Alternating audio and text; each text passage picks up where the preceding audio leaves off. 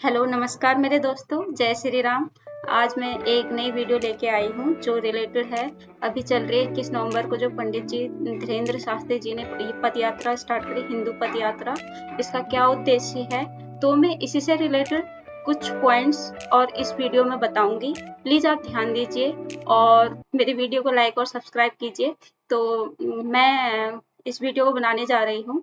तो इसमें क्या-क्या उन्होंने उद्देश्य रखे हैं, उनका क्या उद्देश्य है इस यात्रा का, और इसमें कौन-कौन से सेलिब्रिटी और पॉलिटिशियंस इसमें आए हैं और कितने लाखों श्रद्धालुओं ने इसमें भाग लिया है। तो इस यात्रा का मेन महत्व यही है बाबा जी का कि हिंदू हिंदू भाई भाई जात पात की करो विदाई।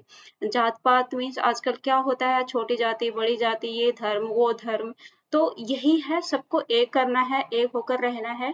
तो आप जानते ही होंगे लाखों श्रद्धालु पदयात्रा में शामिल होकर अपनी आस्था को प्रकट करते हैं। तो और इसी आस्था को एक नई ऊर्जा देते हैं। तो बागेश्वर धाम जी के पंडित धीरेन्द्र शास्त्री जी ने इस पर कुछ उन्होंने बताया है कि उनके अनुसार पदयात्रा केवल ये यात्रा नहीं बल्कि अपने भीतर की यात्रा है और ये हमें अपने धर्म, संस्कृति और परंपराओं से जोड़ती है। उनके जो भी वो बोलते हैं, उनके जो भी विचार हैं, प्रवचन हैं, उन्होंने पदयात्रा में उन्होंने बताया है कि ये पदयात्रा क्या है। ये क्या है, एक संस्कार यात्रा है जो मन और आत्मा को शुद्ध करती है। तो उनका कहना यह भी है कि यात्रा हर कदम भगवान की ओर बढ़ने का एक प्रतीक है, क्योंकि जो भी होता है भक्तजन भगवत भजन करते हैं, राम जपते हैं, पूजा पाठ करते हैं, उनके जीवन में जो भी कठिनाइयां आती हैं उनसे मुक्त होते हैं, प्रयास करते हैं। तो क्या होता है पद यात्रा का मतलब, उन्होंने ये बताया कि कितनी कठिनाइयां आती हैं पैदल चलते चलते और क्या-क्या कष्ट होते हैं।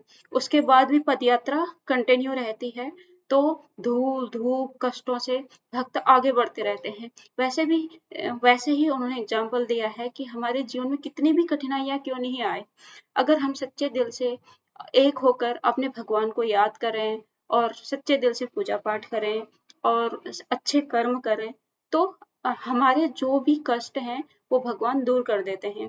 पंडित जी ने इस यात्रा को शुरू करते हुए कहा था कि हम सबको जात पात के जंजाल को बाहर निकालना है, और उन्होंने उसके लिए ये नारा भी दिया था कि जात पात की करो विदाई और हम सब हिंदू भाई भाई।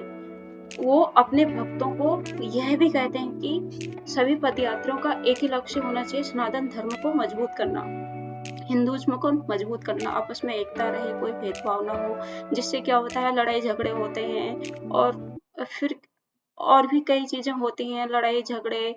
और इस पदयात्रा का उद्देश्य बाबा जी का है कि हिंदुइज्म और हिंदुओं को जगाकर भारत को सामर्थ्यवान बनाना है। यही जागृत हिंदू समाज हिंदू राष्ट्र को मजबूत करेगा और उसका निर्माण करेगा, उन्होंने यह भी कहा था। तो उनका इसका उद्देश्य जो मैंने अभी तक बताया, ये सब उनका उद्देश्य है। उन्होंने कहा कि इस यात्रा में शामिल होने के लिए देश नहीं बल्कि विदेशों से भी लोग शामिल हो रहे हैं, ताकि हमारे हिंदू राष्ट्र मजबूत हो सके।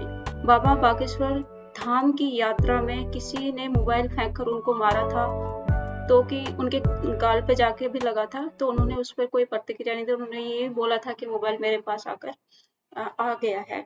और इसमें बॉलीवुड एक्टर संजय दत्त भी शामिल हो चुके हैं, खली, और पॉलिटिशियंस ने भी इसमें भाग लिया।